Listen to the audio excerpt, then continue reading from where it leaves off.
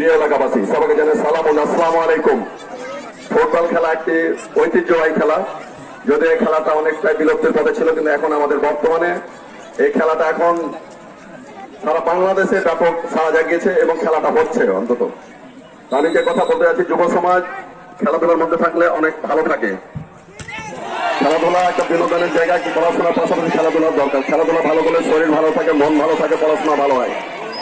তো আমরা খেলাধুলার দিকে থাকবো, মাদককে আমরা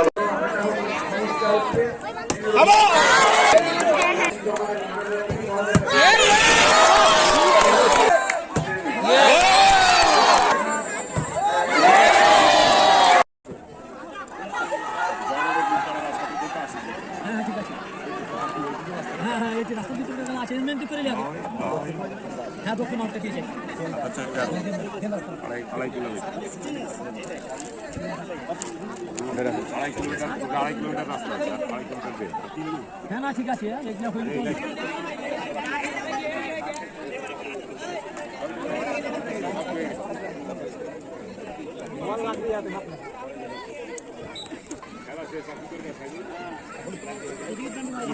যাবেন আউট লোকে যাবেন আমাদের